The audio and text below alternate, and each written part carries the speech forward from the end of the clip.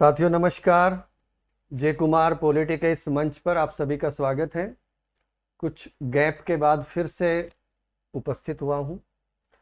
साथियों, राष्ट्रपति का टॉपिक चला हुआ है हमारा, और राष्ट्रपति के टॉपिक में हमने कई चीज़ें पढ़ ली है। विस्तार से हमने राष्ट्रपति के कार्यकाल को समझ लिया है। अब आगे राष्ट्रपति से संबंधित ही कुछ और टॉपिक पर चर्चा कर लेते हैं। सबसे पहले हम देखते हैं कि राष्ट्रपति का कार्यकाल, term of office of president. देखो, अनुच्छेद 56 में कार्यकाल से संबंधित बातें लिखी हुई है और इसमें बहुत ज़्यादा कुछ याद नहीं रखना है। 3-4-5 बातें हैं जो स्पष्ट रूप से एकदम इस अनुच्छेद में लिखी हुई है और साधारण तरीके से उसको हमें याद रखना है। पहली बात तो ये है कि राष्ट्रपति अपने पद ग्रहण की तारीख से, यानी जिस दिन वो पद ग्रहण करता है उस तारीख से 5 वर्ष की अवधि तक वो अपना पद ग्रहण वो कार्यरत रहेगा, पद धारण करेगा। तो लेकिन इसमें कुछ, इसी में फिर कंडीशन भी लगा रखी है। राष्ट्रपति अपने पद ग्रहण की तारीख से 5 साल तक, 5 साल की अवधि तक पद धारण करेगा, लेकिन त्याग पत्र दे सकता है। त्याग पत्र किसको देगा? त्याग पत्र उपराष्ट्रपति को देगा। यानी वह अपना लिखित, अपने हस्ताक्षर सहित लेटर को उपराष्ट्रपति को देकर, यानी त्याग पत्र देकर अपना पद से हट सकता है। स्पष्ट रूप से लिखा हुआ है कि राष्ट्रपति उपराष्ट्रपति को संबोधित अपने हस्ताक्षर सहित लिखित पत्र द्वारा अपना पद त्याग सकेगा। तो ऐसा कर सकता है, खुद के साइन होने चाहिए और लिखित में होना चाहिए। दूसरी एक ये चीज लिखी है इसी अनुच्छेद में कि उस पर महाभियोग प्रक्रिया लगाई जा सकती है। यानी पद ग्रहण से और 5 वर्ष की अवधि तक तो पद धारण करेगा, लेकिन बीच में कुछ कंडीशन भी है। एक तो वो अपना पद खुद छोड़ सकता है, उपराष्ट्रपति को त्याग पत्र दे सकता है। दूसरा, अनुच्छेद 61 के तहत जो महाभियोग की प्रक्रिया है, यानी अगर वो संविधान का अतिक्रमण करता है, संविधान का अतिक्रमण करता है अगर कोई भी राष्ट्रपति,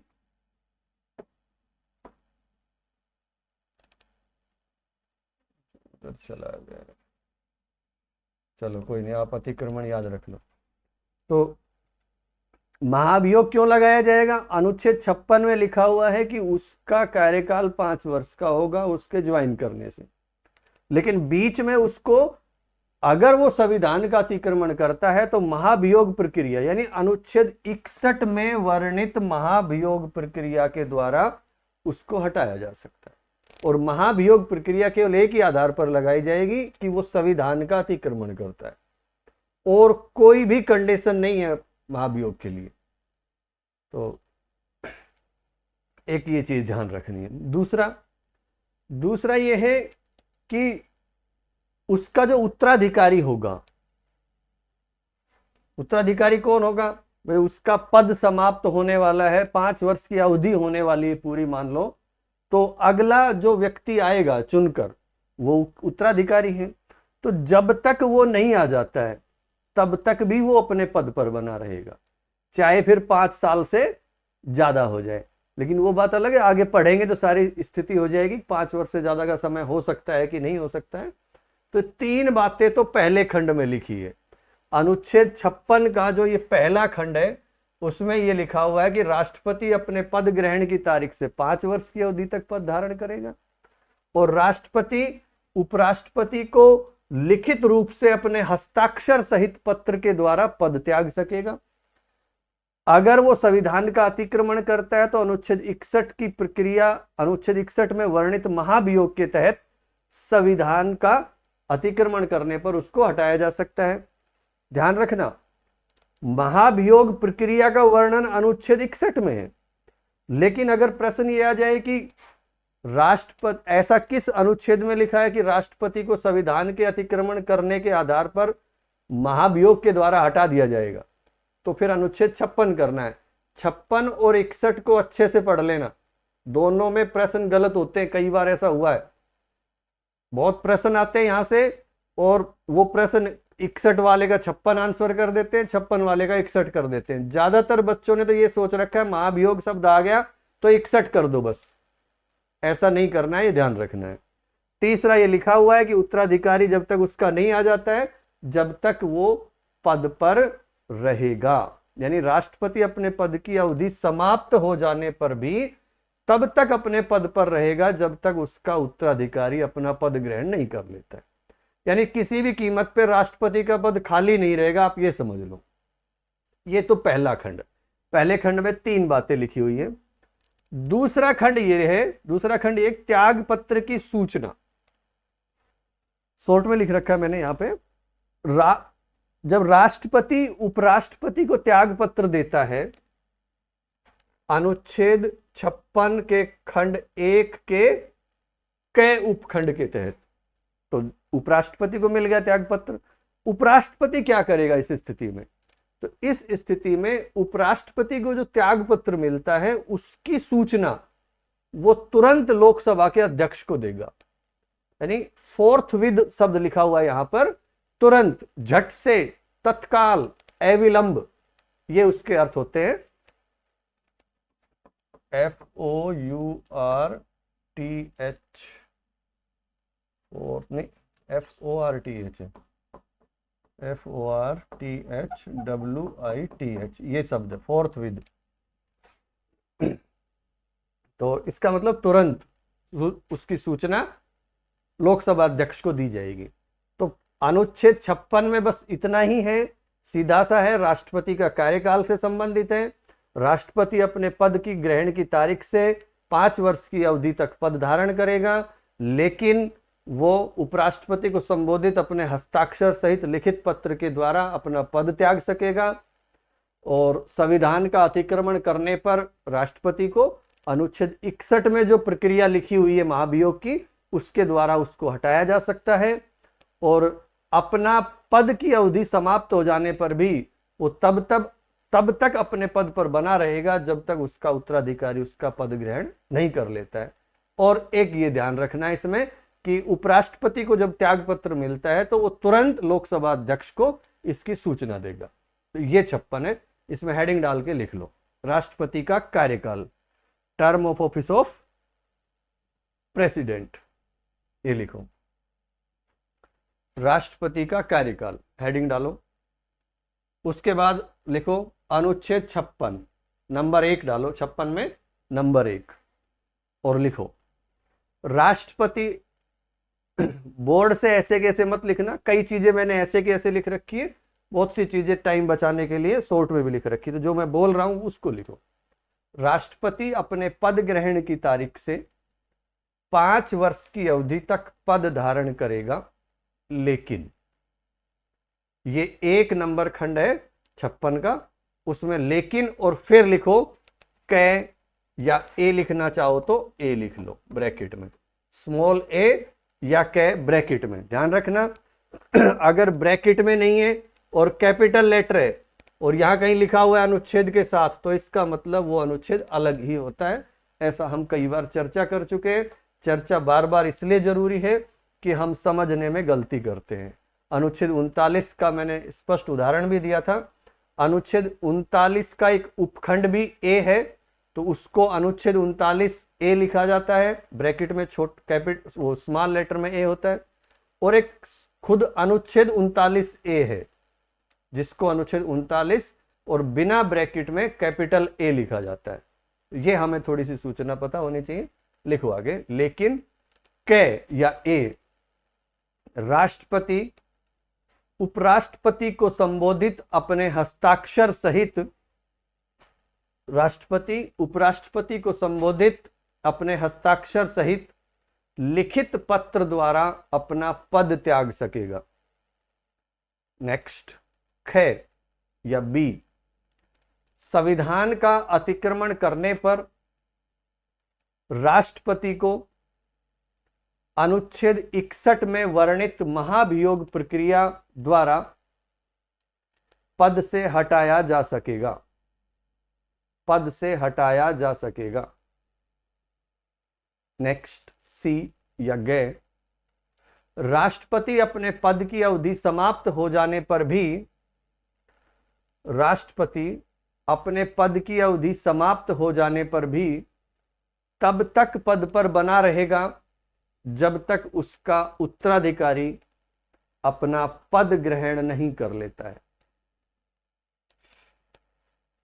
नेक्स्ट 2 नंबर डालो, 2 नंबर में लिखो, राष्ट्रपति द्वारा उपराष्ट्रपति को दिए गए त्यागपत्र की सूचना उपराष्ट्रपति के द्वारा लोकसभा के अध्यक्ष को तुरंत दी जाएगी। देखो, इसको मैं शॉर्ट में भी करवा सकता हूं, डायरेक्ट अपन ऐसे भी लिखवा सकते हैं, अनुच्छेद 56 के तहत ये सारी चीजें हैं। बाकी आजकल प्रश्नों की कठिनाई का स्तर का कुछ नहीं पता, बहुत साधारण प्रश्न आ जाए और उसका खंडों में उपखंड तक पूछ लेते। तो अपन जब लिखा हुआ है, हमारे सामने है, हमें सब कुछ मालूम है, तो क्यों ना इसको व्यवस्थित रूप से ही लिखे। इसलिए खंड, उपखंड, खंड, ये सारी चीजें हम अलग अलग लिखवाते हैं। तो अब हम पढ़ते हैं अगला अनुच्छेद, अनुच्छेद 57। 57 किससे संबंधित है? 57 है पुनर्निर्वाचन से संबंधित, यानी राष्ट्रपति का जो पद पर जो व्यक्ति है वो क्या पुनर्निर्वाचन के लिए यानी दोबारा निर्वाचन के लिए पात्र है, यानी एलिजिबिलिटी फॉर री इलेक्शन, पुनर्निर्वाचन के लिए पात्रता। आर्टिकल 57, आर्टिकल 57 में लिखा हुआ है कि कोई भी व्यक्ति जो राष्ट्रपति के रूप में पद धारण करता है, यानी जो राष्ट्रपति बन गया है या कर चुका है, पद धारण कर चुका है या वो अभी जस्ट कर रहा है, तो वो इस संविधान के जो और उपबंध है उनके अधीन रहते हुए, देखो कहीं भी कोई उपबंध है, कहीं प्रतिबंध लगाया हुआ है, तो उनके तो अधीन रहना ही पड़ेगा। बाकी राष्ट्रपति पद के लिए वो पुनर्निर्वाचन का पात्र होगा। यहां इसमें यह स्पष्ट लिखा है कि राष्ट्रपति पद के लिए वह पुनर्निर्वाचन का पात्र होगा, लेकिन अन्य उपबंधों के अधीन रहते हुए। तो संविधान में कोई और प्रावधान ऐसा हो जो ये प्रतिबंध लगा रहा हो उस पर, तो फिर यहां स्पष्ट लिख दिया कि अन्य उपबंधों के अधीन रहते हुए। इसलिए यहां पर ये क्लियर हो जाता है कि हमारे संविधान में चुनाव लड़ने के जो एक प्रयास है, कोई कितनी बार चुनाव लड़ सकता है या कितनी बार व्यक्ति उम्मीदवार या वो राष्ट्रपति बन सकता है, इस बारे में कोई भी अधिकतम सीमा का वर्णन नहीं किया गया है। संविधान में ऐसा कुछ नहीं लिखा है। इसलिए अब इसका हम यही अर्थ लगाएंगे सीधा सीधा कि कोई भी व्यक्ति जितनी बार चाहे चुनाव लड़ सकता है, जितनी बार चाहे व्यक्ति राष्ट्रपति बन सकता है।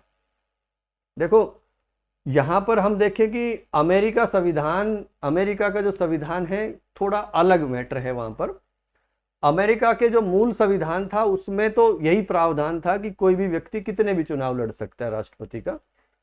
और फिर देखा कि रूजवेल्ट जैसे व्यक्ति 4 बार अमेरिका के राष्ट्रपति बन गए, तो फिर इसमें संशोधन भी हुआ और 22वां संशोधन किया। 22वां संशोधन है वहां 1951 में ये संशोधन हुआ। 47 में ये विधेयक लाया गया था 1947 में, और 51 में ये पास हुआ, यानी कानून बना, ये संविधान संशोधन पास हुआ 51 में। तो 22वें संविधान संशोधन अधिनियम 1951 से वहां पर यह प्रावधान कर दिया कि कोई भी व्यक्ति 2 बार ही निर्वाचित हो सकता है। और हालांकि जिस समय ये, उसमें यह भी प्रावधान था कि जिस समय जो व्यक्ति उस पद पर है उसके लिए एक मान्य नहीं है, बाकी आगे से ये मान्य रहेगा। तो हमारे संविधान में ऐसी कोई व्यवस्था नहीं है, कोई पाबंदी नहीं है। हाँ, एक चीज है कि आपसे कोई पूछ ले, मान लो कि बताओ भाई महाभियोग से किसी व्यक्ति को हटा दिया है, तो क्या वो व्यक्ति पुनर्निर्वाचन का पात्र है? तो इस संबंध में हमारे पास कोई जवाब नहीं है। संविधान इस बारे में मौन है कि महाभियोग से हटने वाला कोई व्यक्ति दोबारा निर्वाचन का पात्र है या नहीं है, और ऐसी स्थिति बनी नहीं है अभी तक। किसी भी राष्ट्रपति के खिलाफ महाभियोग लाया ही नहीं गया है, हटना तो बहुत दूर की बात है। तो जब सिचुएशन बनती है तो कानून भी बन जाते हैं, जब जरूरत पड़ती है तो संसद अपने आप इस तरह के कानून बना लेती है। तो अभी तक ऐसा कोई प्रावधान नहीं है, सीधा हमें याद रखना है कि संविधान इस बारे में मौन है, बस। तो अब मौन है तो सीधी सी बात यह है कि वो दोबारा चुनाव लड़ सकता है, लेकिन ऐसे व्यक्ति को अगर रोकना होगा तो फिर संसद ये कानून बना देगी कि वो दोबारा निर्वाचन का पात्र नहीं होगा। वो उस समय की सरकार पे, सदन पे, उन पे सब पे निर्भर करता है कि वो क्या कानून बनाए। तो ये अनुच्छेद 57 हो गया। 57 बस इतना सा ही है। इसमें लिखो, टाइटल डालो, पुनर्निर्वाचन के लिए पात्रता, एलिजिबिलिटी फॉर री इलेक्शन, आर्टिकल 57, और उसमें लिखो कोई भी व्यक्ति जो राष्ट्रपति के रूप में पद धारण करता है, राष्ट्रपति के रूप में पद धारण करता है या कर चुका है, करता है या कर चुका है, वह इस संविधान के अन्य प्रावधानों के अधीन रहते हुए या अन्य उपबंधों के अधीन रहते हुए राष्ट्रपति पद के लिए पुनर्निर्वाचन का पात्र होगा, पुनर्निर्वाचन का पात्र होगा। अब आप इसको कैसे भी लिख सकते हो, एक लाइन और लिख लो, ये तो संविधान की बात हो गई। इसमें लिख लो कि इस संबंध में चुनाव लड़ने के प्रयासों की कोई अधिकतम सीमा नहीं बताई गई है, या फिर ये लिख लो कि कोई व्यक्ति जितनी बार चाहे चुनाव लड़ सकता है। जो हमने लाइन लिखवाई है संविधान वाली, उसके पीछे आप लिख सकते हो अर्थात कोई व्यक्ति जितनी बार चाहे उतनी बार चुनाव लड़ सकता है।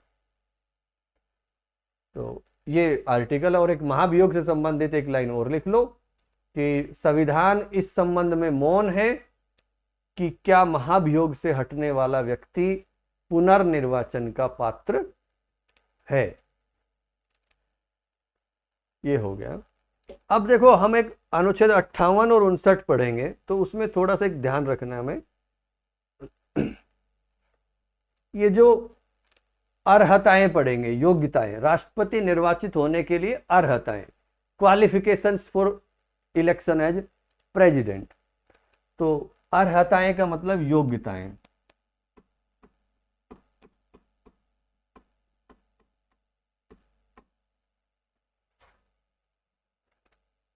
राष्ट्रपति निर्वाचित होने के लिए अर्हताएं। हम जब ये योग्यताएं पढ़ते हैं, अयोग्यताएं पढ़ते हैं और शर्तें पढ़ते हैं तो एक जैसा लगता है, अंतर करना हम भूल जाते हैं या अंतर करना कठिन हो जाता है। तो सबसे पहले मैं बता रहा हूं आपको कि अनुच्छेद 58 पढ़ रहे हैं, उसमें है योग्यताएं। जो लिखवाएंगे वो सारी चीजें डिटेल में बता देंगे। 59 में है शर्तें। तो ये तो है निर्वाचित होने के लिए, यानी ये तो उम्मीदवार के लिए है, जो व्यक्ति चुनाव लड़ रहा है उसके लिए योग्यता है अनुच्छेद 58 में। तो यानी राष्ट्रपति बना नहीं है वो व्यक्ति, वो चुनाव लड़ने वाला है, उसके लिए ये योग्यताएं हैं कि ऐसा व्यक्ति चुनाव लड़ता है तो उसकी ये योग्यता होनी चाहिए। और जो 59 पढ़ेंगे, आर्टिकल 59 में पद की शर्तें हैं। जो व्यक्ति राष्ट्रपति बन गया है उससे संबंधित शर्तें हैं। ये अंतर कर लेना, जीवन में कभी भी प्रश्न गलत नहीं होगा। तो चलो 58 क्या कहता है? 58 कहता है, इसका पहला खंड, कि कोई व्यक्ति राष्ट्रपति निर्वाचित होने का पात्र तभी होगा जब वह ये 3 कंडीशन पूरी करता है। तीनों, भारत का नागरिक है, 35 वर्ष की आयु पूरी कर चुका है, लोकसभा का सदस्य निर्वाचित होने के लिए योग्य है। तो लोकसभा के सदस्य के बारे में आगे चर्चा करेंगे, यहां पर टाइम खराब नहीं करेंगे। हर चीज पर चर्चा करने से वीडियो आपका बहुत लंबा हो जाता है। बाकी हाँ, ध्यान रखना, आपको लोकसभा के सदस्य की भी निर्वाचन होने की योग्यताएं पता होनी चाहिए। और अपन डिटेल में पढ़ेंगे तो हम तो अच्छे से पढ़ ही लेंगे। 3 योग्यताओं का वर्णन कर रखा है।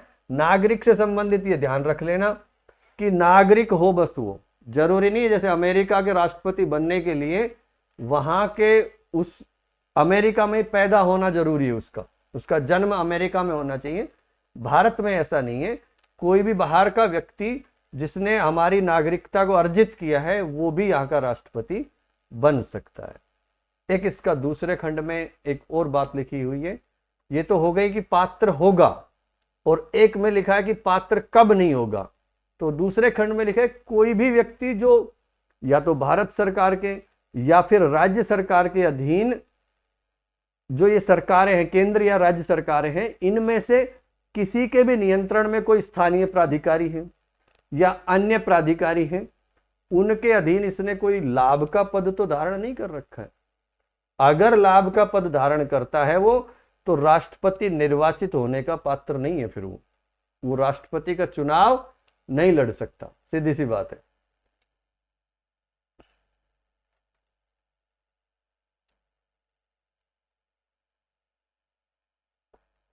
ये रहा, कोई व्यक्ति जो भारत सरकार के या किसी राज्य की सरकार के अधीन अथवा इन सरकारों में से किसी के नियंत्रण में किसी स्थानीय या अन्य प्राधिकारी, देखो इनको हम समझा चुके हैं, स्थानीय और अन्य प्राधिकारी को पहले डिटेल में इन पर हम चर्चा कर चुके हैं।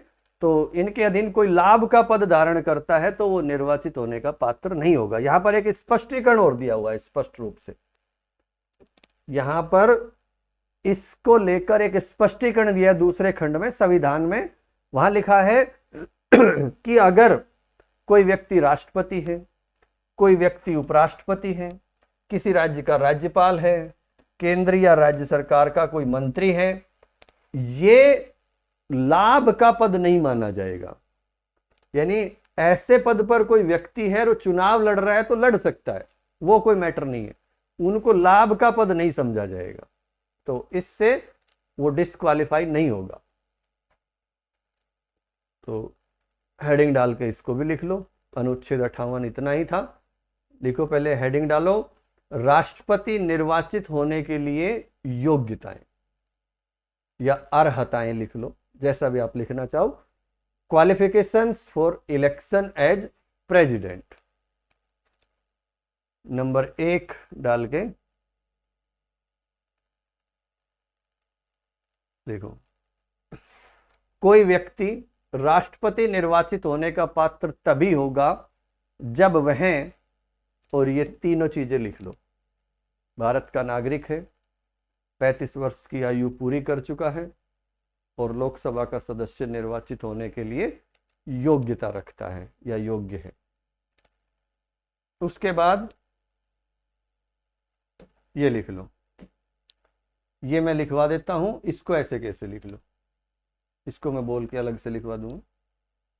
इसको लिख लो, कोई व्यक्ति जो भारत सरकार के या किसी राज्य की सरकार के अधीन अथवा इनमें से किसी या इन सरकारों में से किसी के नियंत्रण में किसी स्थानीय या अन्य प्राधिकारी के अधीन कोई लाभ का पद धारण करता है तो वह राष्ट्रपति निर्वाचित होने का पात्र नहीं होगा। और स्पष्टीकरण डाल के फिर लिखो, स्पष्टीकरण में लिखो कि इस उद्देश्य के लिए भारत के राष्ट्रपति, उपराष्ट्रपति, किसी राज्य के राज्यपाल, केंद्र या राज्य सरकार के किसी मंत्री को लाभ के पद का धारक नहीं समझा जाएगा। लाभ के पद का धारक नहीं समझा जाएगा मतलब यह है, अपने शब्दों में लिखना चाहो तो लिख लो कि ऐसे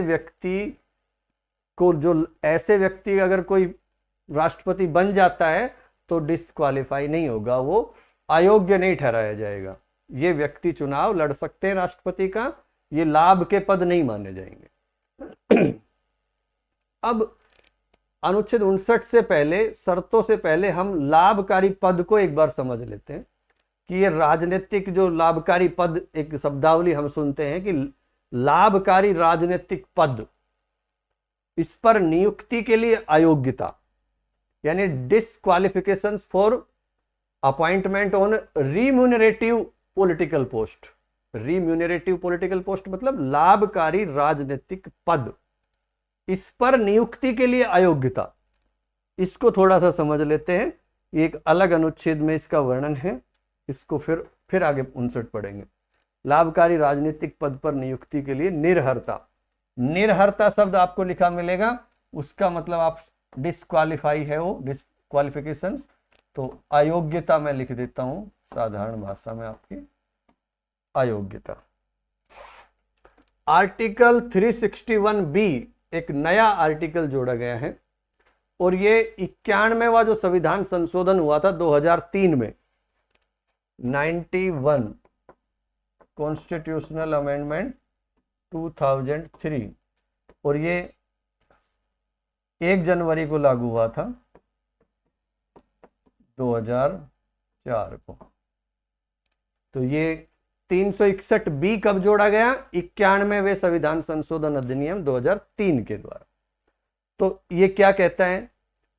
361B ये कहता है कि किसी राजनीतिक दल का किसी सदन का कोई सदस्य, ध्यान देना, किसी राजनीतिक दल का किसी सदन का कोई सदस्य, देखो सदन 2 होते हैं भाई, अगर हम देखें संसद में तो स्पष्ट रूप से 2 है, अगर राज्यों की विधानमंडल की बात करें तो वहां पर कहीं 2 है या 1 है, तो किसी सदन का भी यहां पर लिख दिया गया है।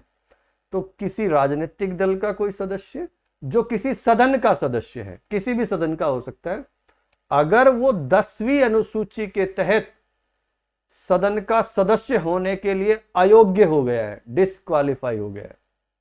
भाई 10वीं अनुसूची किस पर आधारित है? दल बदल, यानी दल बदल के नियमों के अधीन वो व्यक्ति डिस्क्वालीफाई हो गया है, तो वह अपनी अयोग्यता की तारीख से योग्य होने तक कोई लाभप्रद राजनीतिक पद धारण नहीं कर सकेगा। अब बात यह आती कि वो अयोग्यता से योग्यता के बीच की बात है, तो योग्य कैसे हो जाएगा जब इसको अयोग्य कर दिया? तो देखो दल बदल वाला जो अधिनियम है वो तब तक ही व्यक्ति अयोग्य है जब तक वो दोबारा चुन के नहीं आता है। जिस सदन में उसको डिस्क्वालीफाई किया गया है, जिसका वो कार्यकाल है, उस कार्यकाल के लिए अयोग्य होता है, और उसी दौरान अगर वो कहीं और चुनाव लड़के अगर दूसरे किसी राजनीतिक स्थिति पोस्ट पर पहुंच जाता है तो उसका चुनाव लड़के लेकिन तो वो फिर उसकी वो अयोग्यता समाप्त हो जाती है। तो ये केवल तब तक ही है कि जब तक वो अयोग्य है, यानी सदन ने उसको दल बदल अधिनियम के आधार पर अयोग्य ठहरा दिया है, तो वो अपनी अयोग्यता की तारीख से योग्य होने तक कोई लाभप्रद राजनीतिक पद धारण नहीं कर सकेगा। अब बात आती है कि लाभप्रद राजनीतिक पद क्या है, ये रिम्यूनरेटिव पॉलिटिकल पोस्ट क्या है, इसका क्या अर्थ है? तो यहां पर इसको अच्छे से समझो। यहां पर एक तो बात इसमें यह ध्यान रखनी है कि भारत सरकार या फिर राज्य सरकार के अधीन कोई भी पद जिसके लिए वेतन दिया जाता है या पारिश्रमिक दिया जाता है, और वो वेतन भारत सरकार या राज्य सरकार का जो लोक राजस्व है, पब्लिक रेवेन्यू है, उससे दिया जाता है, तो वो डिस्क्वालीफाई माना जाएगा। मान लो वो लाभप्रद राजनीतिक पद माना जाएगा। भाई कोई भी ऐसा पद जो भारत, जिससे उसको पेमेंट जो मिल रही है उस पद के लिए, वो भारत सरकार के या राज्य सरकार के पब्लिक रेवेन्यू से उसको पेमेंट मिल रही है, तो वो पद उसका लाभप्रद राजनीतिक पद माना जाएगा। जिसके लिए वो अयोग्य है वो नहीं उसको ले सकता। हमने तो ये तो पढ़ लिया कि वो अयोग्य रहेगा, ऐसा पद धारण नहीं कर सकेगा, लेकिन हम तो अब ये समझ रहे हैं कि लाभप्रद राजनीतिक पद क्या है, रिम्यूनरेटिव पॉलिटिकल पोस्ट क्या है। तो उसमें एक तो ये चीज हो गई कि उसको सैलरी जो या पारिश्रमिक जो वेतन जो कुछ भी मिल रहा है वो भारत या किसी राज्य की सरकार के पब्लिक रेवेन्यू से अगर दिया जा रहा है तो वो लाभ का पद है। दूसरा है कि उसको किसी ऐसे निकाय के अधीन पद जो भारत सरकार या किसी राज्य सरकार के पूर्ण रूप से या आंशिक रूप से स्वामित्व में है। यानी किसी ऐसे निकाय, कोई भी ऐसा निकाय है जो भारत सरकार या किसी राज्य सरकार के अधीन है, उसके स्वामित्व में है, चाहे तो वो पूर्ण रूप से स्वामित्व में है या वो आंशिक रूप से स्वामित्व में, और उसके लिए वेतन उस निकाय के द्वारा दिया जाता है। भाई कोई भी व्यक्ति कहीं काम कर रहा है और वो एक ऐसे निकाय में काम कर रहा है जो भारत सरकार या राज्य सरकार के अधीन है, राज्य सरकार का या भारत सरकार का उस पर स्वामित्व है, पूर्ण रूप से स्वामित्व है या आंशिक रूप से स्वामित्व है, और उस निकाय के द्वारा उसको वेतन दिया जा रहा है, तो भी वो लाभप्रद राजनीतिक पद माना जाएगा या रिम्यूनरेटिव पॉलिटिकल पोस्ट मानी जाएगी, जिसको वो धारण नहीं कर सकता अगर वो दल बदल अधिनियम के तहत डिस्क्वालीफाई है तो।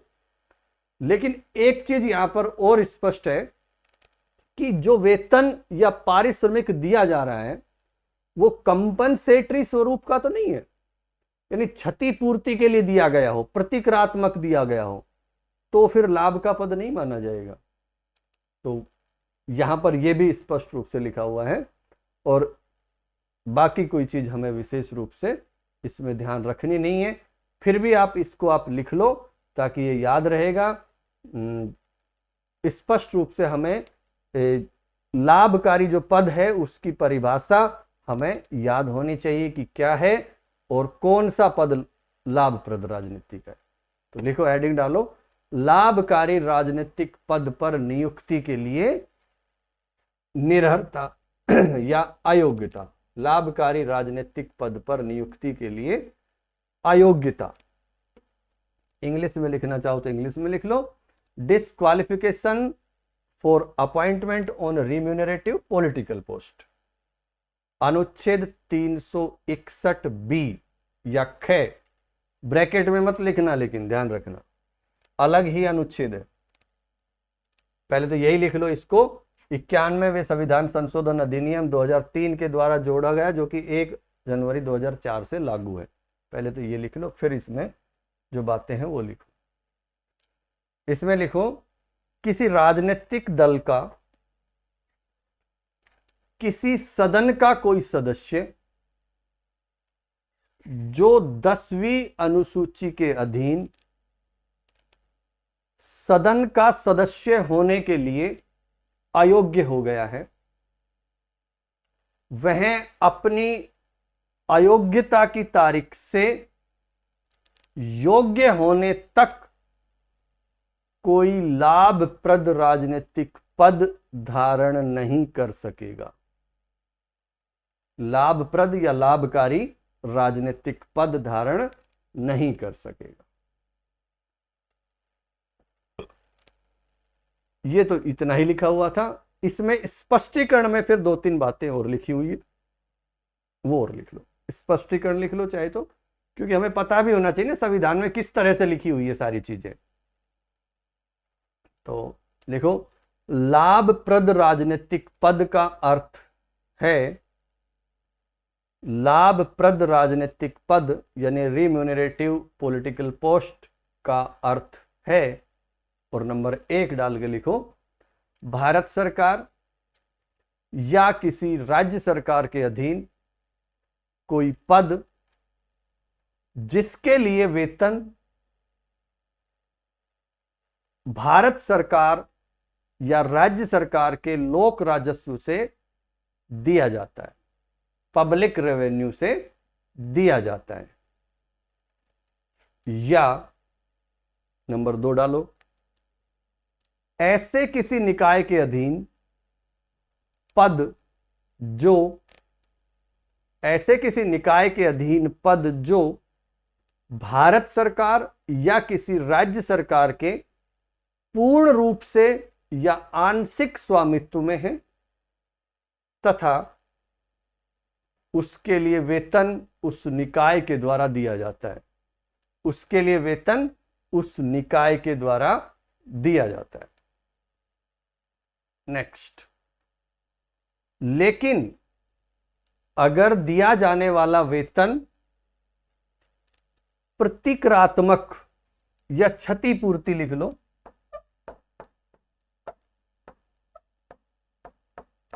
प्रतिकारात्मक या क्षतिपूर्ति, क्षतिपूरक लिख लो पूर्ति की जगह, कंपनसेटरी शब्द लिखा हुआ है इंग्लिश में, तो क्षतिपूरक स्वरूप का है तो लाभ का पद नहीं माना जाएगा, तो लाभ का पद नहीं माना जाएगा। नेक्स्ट, एक चीज हम भूल गए थे, उसको यहां लिख लो, ध्यान रहे भारत का राष्ट्रपति होने के लिए जन्म से भारत का नागरिक होना आवश्यक नहीं है, जन्म से भारत का नागरिक होना आवश्यक नहीं है, जैसा कि अमेरिका में है, जैसा कि अमेरिका में है। यदि नागरिकता अर्जित की हुई है तो भी व्यक्ति राष्ट्रपति पद का उम्मीदवार हो सकता है। तो ये तो हो गया 58 और लाभकारी पद। अब हम राष्ट्रपति पद की शर्तें पढ़ते हैं। अभी तक तो हम निर्वाचन होने की बात पढ़ रहे थे, अब राष्ट्रपति पद पर कोई व्यक्ति आ गया है तो उसकी क्या क्या शर्तें हैं। कंडीशंस ऑफ प्रेसिडेंट्स ऑफिस, राष्ट्रपति के पद के लिए शर्तें, अनुच्छेद 59 तीन चार बातें इसमें लिखी हुई है। तो शर्तें ये है कि वो किसी भी सदन का सदस्य नहीं होगा, यानी जो राष्ट्रपति है वो संसद के किसी भी सदन का सदस्य नहीं होना चाहिए, किसी भी राज्य के विधानमंडल का किसी सदन का सदस्य नहीं होना चाहिए, और यदि इनमें से कोई सदस्य राष्ट्रपति बन जाता है तो वो उस तिथि से उसका वो पद रिक्त समझा जाएगा जिस तिथि को वो राष्ट्रपति का पद धारण करता है। तो ध्यान रखना, राष्ट्रपति बनने वाला व्यक्ति किसी भी सदन का, संसद के किसी सदन का या राज्य विधानमंडल के किसी सदन का सदस्य नहीं होगा, और अगर कोई सदस्य राष्ट्रपति बन गया है तो उसका वो पद उस तिथि से रिक्त माना जाएगा। ये पद राष्ट्रपति रहेगा फिर वो जिस तिथि से वो ज्वाइन करता है, पद धारण करता है। दूसरा, अन्य कोई वो लाभकारी पद धारण नहीं करेगा। राष्ट्रपति जो बन गया तो वो कोई भी अन्य लाभ का पद धारण नहीं कर सकेगा, ये ध्यान रख लेना। फिर रिपीट कर रहा हूं, 58 और 59 मिक्स हो जाता है। तो पद की शर्तें और पद की योग्यताएं, निर्वाचन होने की योग्यताएं दोनों अलग हैं। ये राष्ट्रपति बनने के बाद की बात कर रहे हैं हम, जो बन गया उसके लिए शर्तें हैं, और वो निर्वाचित होने के लिए उम्मीदवार के लिए योग्यताएं थी। तो ये दो बातें हो गई। तीसरी बात ये है कि राष्ट्रपति बिना किराया दिया उसको अच्छा निवास स्थान मिलेगा, बढ़िया उपलब्धियां मिलेगी, उपलब्धियां मतलब वेतन कह सकते हैं, और भत्ते मिलेंगे, विशेष अधिकारों का हकदार होगा, और ऐसे ये सारी चीजें ऐसे होगी जो संसद विधि द्वारा बनाए। भाई निवास मिलेगा और उपलब्धियां, भत्ते और विशेष अधिकार कौन से होंगे? जो संसद विधि द्वारा निर्धारित करे, संसद विधि द्वारा निर्धारित करे, कानून बनाकर संसद इनके वेतन, भत्ते और विशेष अधिकार संसद कानून बनाकर बना सकती है। लेकिन मान लो संसद कानून ही ना बनाए, ऐसा होता नहीं है। लेकिन यहां भी ये भी लिखा है जब तक संसद कोई कानून नहीं बनाती है, तो संविधान में ही राष्ट्रपति की सैलरी वगैरह लिख दी है। तो संविधान की जो दूसरी अनुसूची है, दूसरी अनुसूची सेकंड शेड्यूल है जो, उसमें जो वेतन भत्ते लिखे हुए हैं वो फिर राष्ट्रपति को मिलेंगे। तो राष्ट्रपति को वेतन, भत्ते, विशेष अधिकार जो भी है वो कौन से मिलेंगे? जो संसद विधि द्वारा निर्धारित करे। लेकिन जब तक संसद ऐसा नहीं करती है तो क्योंकि राष्ट्रपति का पद 1950 में बन गया था हमारे, 26 जनवरी 1950 को, और निर्वाचन बाद में हुआ है 52 में। लेकिन पद तो, उस पद पर व्यक्ति तो आ गए थे, डॉक्टर राजेंद्र प्रसाद 26 जनवरी 1950 को बन गए थे। तो उनको संविधान में उनके लिए वेतन लिख दिया है। हालांकि बाद में 1951 में ही कानून बना दिया था। 1951 में राष्ट्रपति के लिए वेतन भत्ते उपलब्धियों संबंधित कानून बन गया था, लेकिन संविधान में भी पहले लिख दिया कि जब तक मान लो संसद ऐसा नहीं करते हैं तो संविधान में लिखी हुई चीजें मिलेगी। तो बात यह है कि फिर संविधान में राष्ट्रपति का वेतन क्या लिखा हुआ है? संविधान में राष्ट्रपति का वेतन 10,000 लिखा हुआ है, और आज भी वही लिखा हुआ है। ये जो 5 लाख रुपए मिलते हैं, ये 5 लाख रुपए राष्ट्रपति को संविधान में लिखे हुए नहीं है। ये जो उसको वेतन मिल रहा है, ये तो 1951 में संसद ने राष्ट्रपति के लिए उपलब्धि और पेंशन अधिनियम बनाया, यानी एक कानून बनाया। उस कानून में लिखे हुए हैं, उसमें समय समय पर संशोधन किया, और जो 2018 में संशोधन किया तो उस अधिनियम में संशोधन करके 5 लाख लिख दिया। तो ध्यान रखना, राष्ट्रपति का वेतन जो 5 लाख है वो संविधान में नहीं लिखा हुआ है, संविधान में आज भी 10,000 लिखा हुआ है। और जब राष्ट्रपति पद छोड़ेगा तो उसको पेंशन दी जाती है, और उसके वेतन का 50% होती है। ये भी हमें ध्यान रखना है।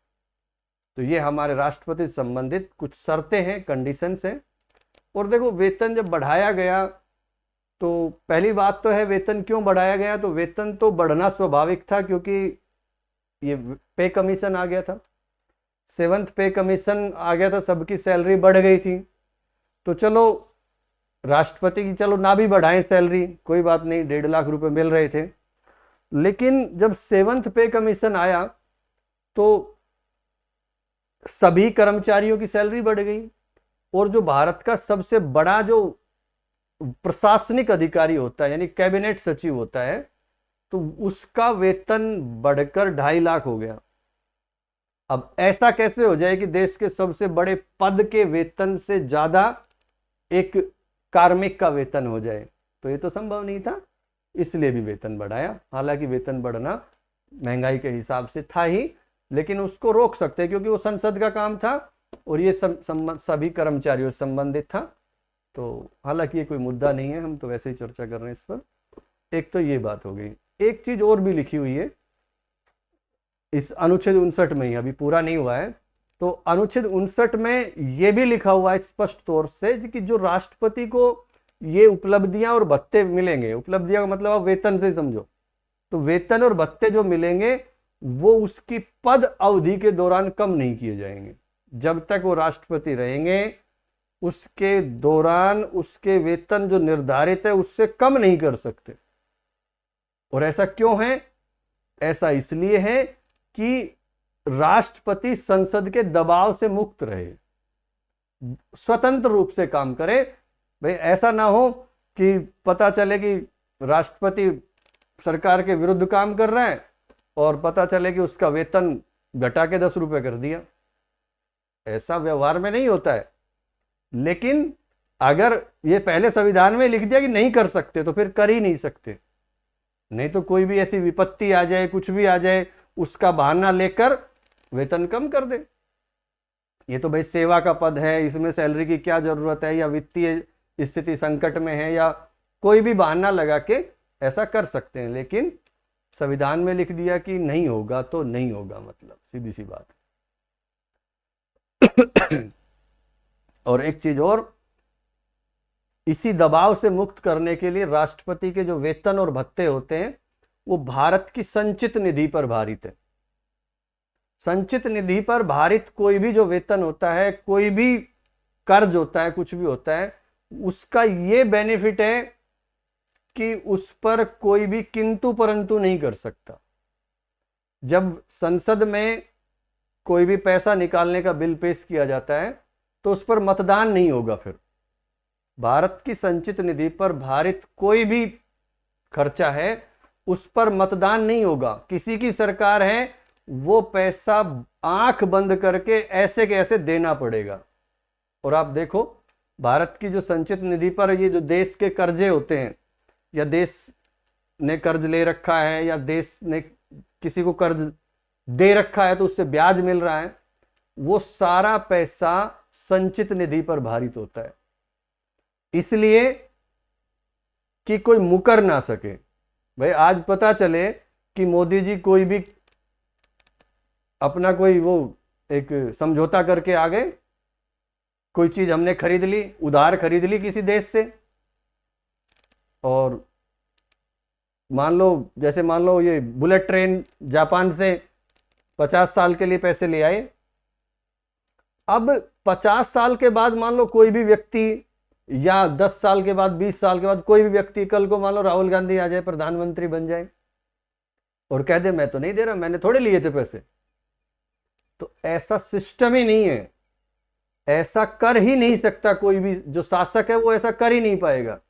क्यों? संचित निधि पर भारित है, उसके पैसे, उसकी जो किस्त है वो फला तारीख को जानी है, तो वो किस्त जाएगी, फिर उसमें कोई रोक टोक नहीं होगी। और नहीं जाई तो इसका मतलब आपकी साख खराब होगी, फिर वित्तीय साख खतरे में है, वित्तीय आपात की स्थिति आ जाती है फिर अगर ऐसा हो जाता है तो। या फिर ये मान लो कि अगर ऐसा हो गया, वित्तीय आपात नहीं है लेकिन आपने उनकी किस्त नहीं दी, तो फिर अंतरराष्ट्रीय स्तर पर जो आपकी छवि खराब होगी वो बहुत खतरनाक होगी, आप व्यापार नहीं कर पाओगे किसी से भी। तो देश को जो भी अंतरराष्ट्रीय व्यापार या कोई भी हम समझौता करते हैं, लेन देन करते हैं, वो सारी चीजें हमारी, उसका जो खर्चा है संचित निधि पर ही भारित होता है, ताकि कोई भी, किसी भी राजनीतिक दल के द्वारा, जो सत्ताधारी दल था, उसने कोई योजना बनाई है, कोई लोन लिया है या कोई दिया है, तो आने वाला दूसरा दल उस पर कोई भी प्रतिबंध या उसमें रुकावट नहीं डाल सके। ऐसा इसलिए किया गया। चलो तो हेडिंग डालो, राष्ट्रपति पद के लिए शर्तें, कंडीशंस ऑफ प्रेसिडेंट्स ऑफिस, अनुच्छेद 59। नंबर 1, राष्ट्रपति संसद के किसी सदन का राष्ट्रपति संसद के किसी सदन का या किसी राज्य के विधानमंडल के किसी सदन का सदस्य नहीं होगा। यदि इनमें से कोई सदस्य राष्ट्रपति निर्वाचित हो जाता है तो उनका यह पद उस तिथि से रिक्त समझा जाएगा जिस तिथि को वह राष्ट्रपति के रूप में पद ग्रहण करता है। नेक्स्ट, नंबर 2,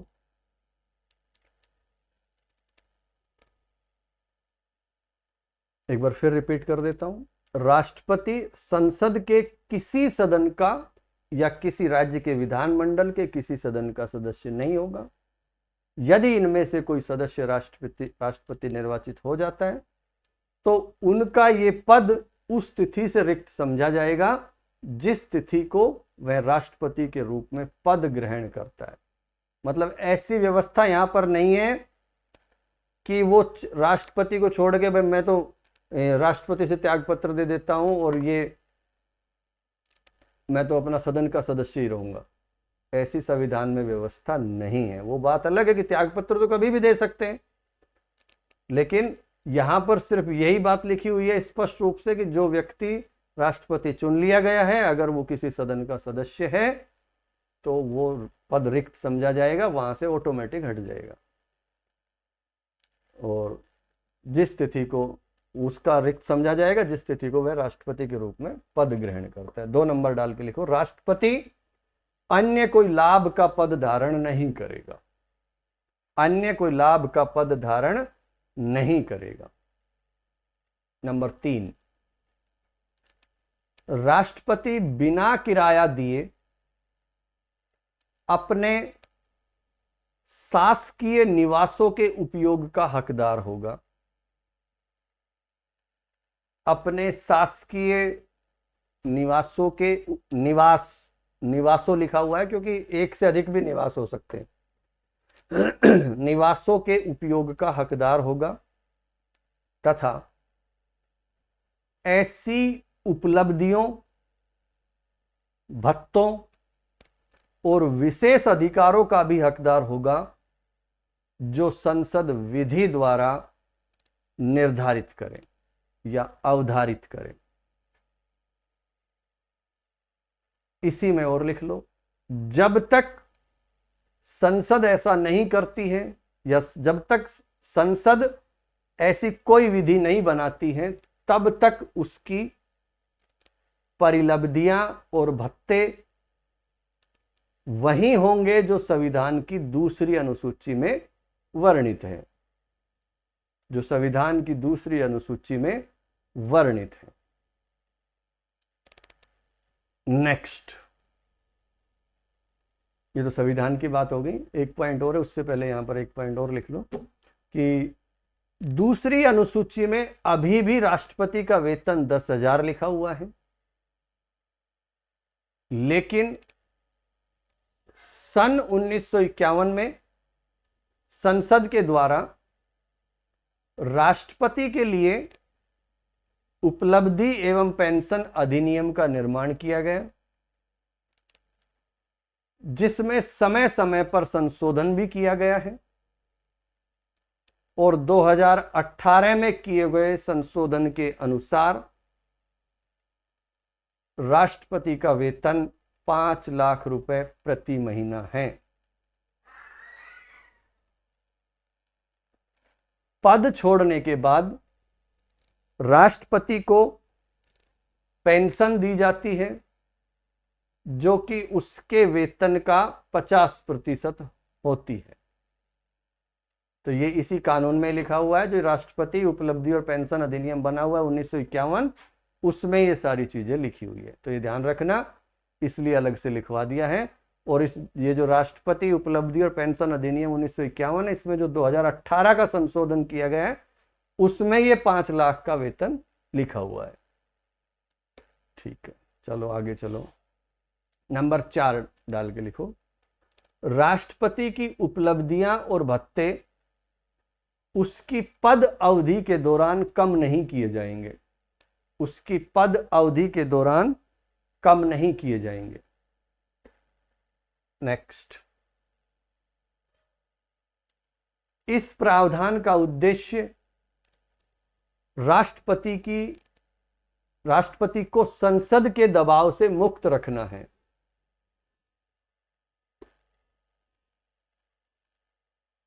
एक लाइन और लिख लो, नोट, राष्ट्रपति के वेतन भत्ते पेंशन आदि भारत की संचित निधि पर भारित है, भारत की संचित निधि पर भारित है। तो साथियों, आज इतना ही पढ़ेंगे। अगले लेक्चर में फिर से आपके सामने उपस्थित होता हूं।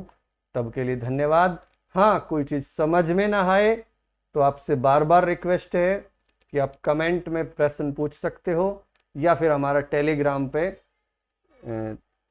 ग्रुप ज्वाइन कर सकते हो। उसमें हम संबंधित चीज़ें, अभी तक वो ग्रुप एक शुरुआत है उसमें, लेकिन आप जुड़ के उसकी संख्या बढ़ा सकते हो और समय समय पर उसमें बहुत सारी चीज़ें आपके लिए उपलब्ध करवाई जाएगी।